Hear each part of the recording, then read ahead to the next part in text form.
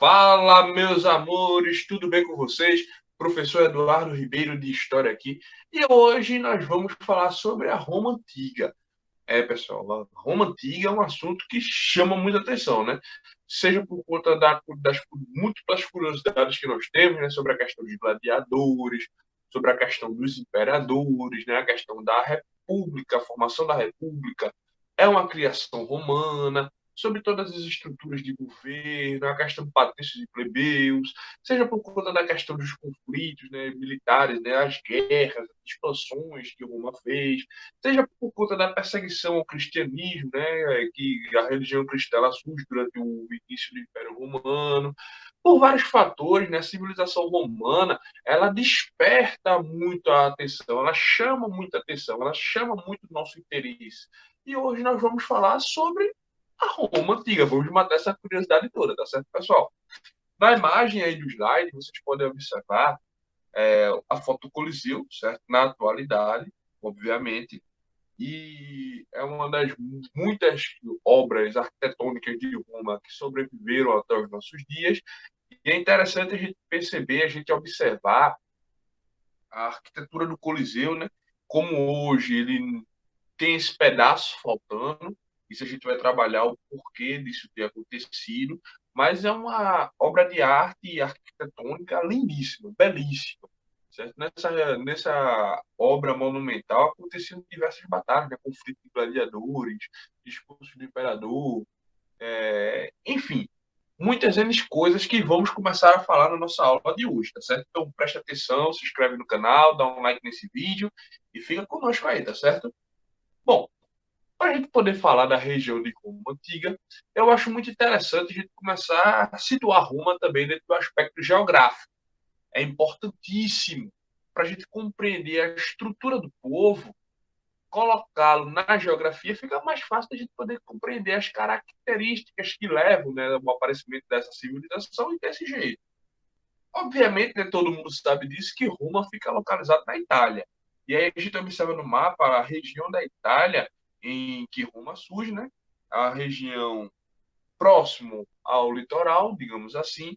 E uma coisa interessante é que essa civilização romana, ela surge lutando contra todas as possibilidades de existência, diferente de outras regiões, como o Egito, como a Mesopotâmia.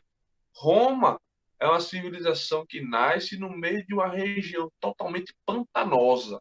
A região de Roma é uma região extremamente pantanosa, é uma região com pântanos.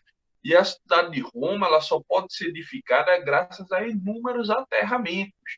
São feitos diversos aterramentos para que Roma ela pudesse passar a existir. Então, uma cidade, uma civilização que ela contraria todas as lógicas do possível, né? Porque uma civilização deste porte, né, até então, até o surgimento de Roma, do Império Romano, né, quando ele surge, vai se tornar o maior império da história da humanidade até esse momento, né, depois ele vai ser superado por outros, mas tendo como epicentro uma civilização numa região extremamente pantanosa. Isso é uma coisa por demais interessante da gente falar. A região de Roma, agriculturalmente falando, também não é um dos lugares mais férteis do mundo, por conta desses motivos que a gente falou.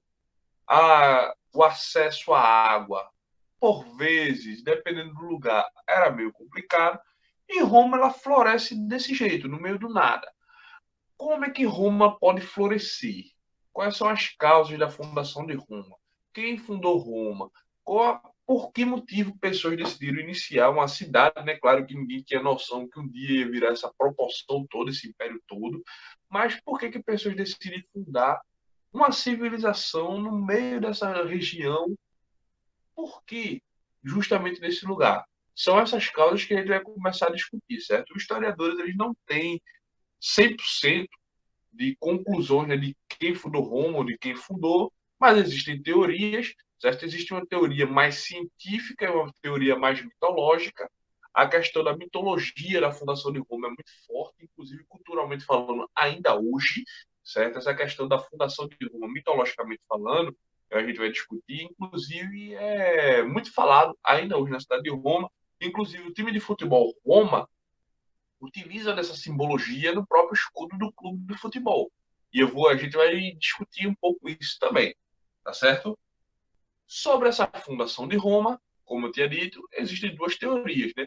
Uma teoria mais científica e uma teoria mais mitológica, popular, folclórica, digamos assim, tá certo? Então, essa teoria mais folclórica vem da fundação de Roma pelos dois irmãos Rômulo e Remo, que são alimentados pela loba sagrada, certo? A gente vai falar sobre isso.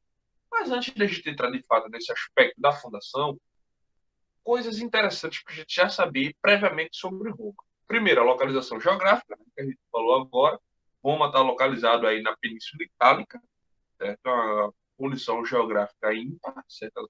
É uma península bastante pantanosa e Roma floresce nessa região, às margens do rio Tibre, certo? O legado cultural de Roma é importante porque é de criação romana a formação do direito, certo? Então, o direito enquanto código, certo? Código de leis, o que a gente utiliza hoje em dia é inspirado no direito romano. Ah, professor, mas antes de Roma, outras civilizações já tinham códigos escritos. Não tem o Código de Hammurabi na Mesopotâmia? É verdade, existia o Código de Hammurabi. Porém, o nosso código é influenciado pelo direito romano, certo? Em grande maioria, não pelo Código de Hammurabi, certo? Este talvez tenha uma influência maior lá no Oriente Médio. Aqui no Ocidente, a gente tem como inspiração o direito romano, certo? A gente tem também, como outros códigos culturais importantíssimos para a civilização romana, a formação da língua latina, certo? E a gente sabe que a língua latina ela vai ser a mãe de outras grandes quatro línguas, né? O francês, português, o italiano e o espanhol são idiomas latinos. Então, esses quatro idiomas eles são dissidências, né, da língua latina, são filhos da língua latina, certo? Inclusive, há um poema muito bonito, né, A Última Flor do Lácio, que fala sobre o idioma português, né, que desses quatro idiomas latinos é o último a surgir. É muito interessante, certo? E a gente tem também a formação, o início, né, do cristianismo institucionalizado, certo? Ou seja, apegado a uma instituição, a uma igreja, e também em Roma. Claro que o cristianismo enquanto religião surge em Israel, isso aí todo mundo sabe, né? Mas enquanto instituição, institucionalizado, formado dentro de igrejas, certo? A formação dele em Roma, certo? E aí na imagem, nas culturas, tem os dois irmãozinhos, Rômulo e Remo, que são os fundadores de Roma por uma narrativa mitológica, folclórica, certo? Que a gente vai falar sobre isso agora. Conta-se a lenda, certo, que Rômulo e Remo eram filhos do deus grego Ares, ou seja, o deus da guerra, né? Em Roma ele era chamado de Marte, certo? Então o que é que acontece? Ares, o deus da guerra, certo? Ou Marte, se você quiser chamá-lo assim, né? Já que ele está em Roma, certo? Ele fez o seguinte, certo? O irmão dele, certo? O irmão do rei Numitor deu um golpe de Estado, certo? Nessa região que futuramente vai passar a se chamar Roma, certo? Ele deu um golpe de Estado, apoderou-se da coroa, certo? E fez Numitor, que era até então o rei, seu prisioneiro. Veja que coisa, né? Safadeza de família, né? Desde sempre, na origem do mundo, certo? É complicado, né? É complicado. Reia, que era a rainha, né? Certo? Ela foi condenada à castidade, certo? Para que Numitor não viesse a ter descendência. Entretanto, Ares, certo? O deus da guerra, desposou Reia. Veja, o deus, novamente, né? Sempre essa narrativa grega, né? Grego, nesse caso agora, greco-romano, né? Dos deuses tendo contato com humanos, certo? Não viesse a ter descendência. Então, Ares, né? O Marte, desposou Reia, que deu luz aos gêmeos Rômulo e Remo. Amúlio, rei tirano, ao saber do nascimento das crianças, as jogou no rio Tibre. A correnteza os arremessou à margem do rio e foram encontrados por uma loba que teria os amamentado, até que estes foram achados pelo pastor Fausto, que junto com a sua esposa os criou como filhos. Ou seja, né, resumindo a história, havia uma disputa, né, para saber quem se tornaria o rei dessa até então região inóspita, uma briga de família. E aí o irmão, ele prende outro irmão, certo? E a esposa dele, né? para que ele não tivesse descendência, e assumiu o trono. Aí o que acontece? O deus da guerra, Ares, ele olha para a mulher e diz assim: opa, bonitinha, que linda. E aí tem um caso com ela e nasce essas duas crianças, né? Que é um híbrido, né, entre deuses e humanos. Novamente, essa história de sempre, né? Semideuses, digamos assim, Rômulo e Remo. Os dois eles são jogados depois às margens do rio Tibre, certo? Para morrer, né? Duas crianças às margens do Tibre são colocadas para morrer. Até que uma loba aparece e diz: opa, vê as duas criancinhas chorando, ué, ué, e decide amamentá-los. Por quê, né? Porque o ser natural seria devorar ele, né? É uma loba, crianças.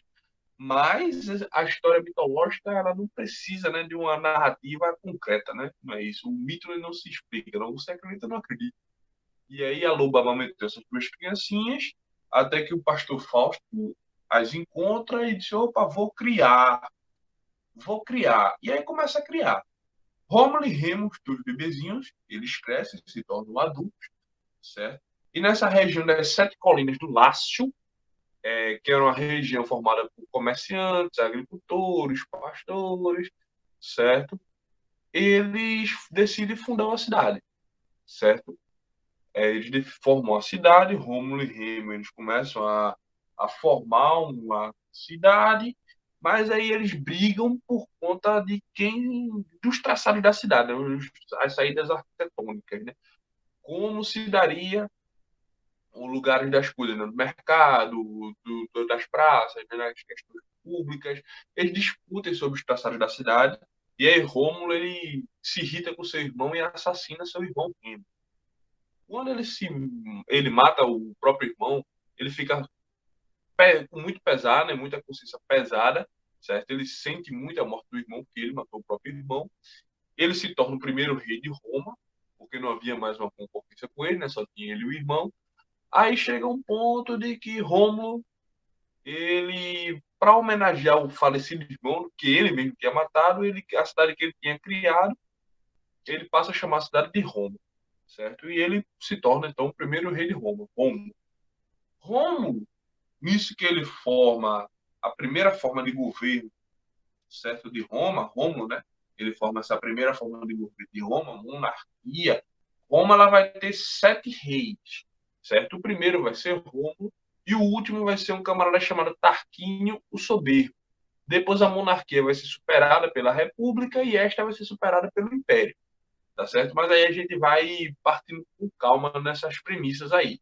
Mas tendo a consciência de que a forma de governo inicial em Roma é uma monarquia, certo? Uma monarquia de povos latinos, certo? Os povos latinos habitavam essa região.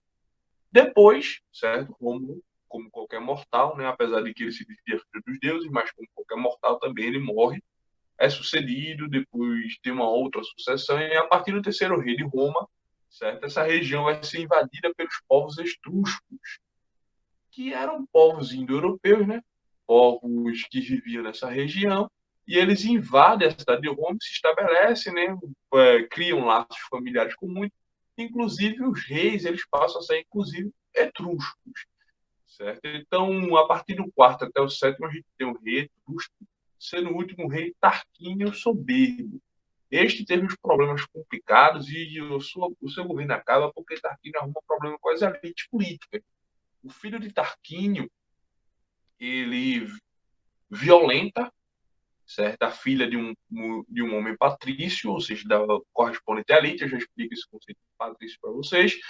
Isso vai desgastar muito a imagem do rei Tarquínio, sem falar que Tarquínio ele ganha esse nome de soberbo, porque Tarquínio ele queria aumentar o seu apoio popular, portanto se aproximando dos populares.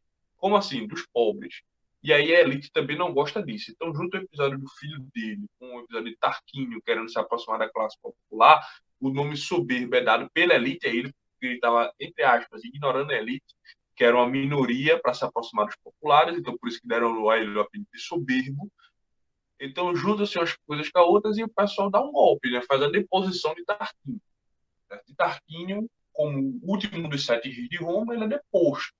Isso vai dar início a uma nova forma de governo que vai ser a República.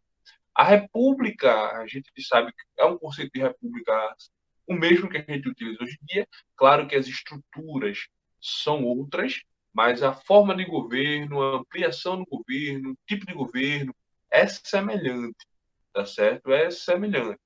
Então, assim, a gente observa aí nessa linha temporal, a monarquia ela começa em 753 a.C.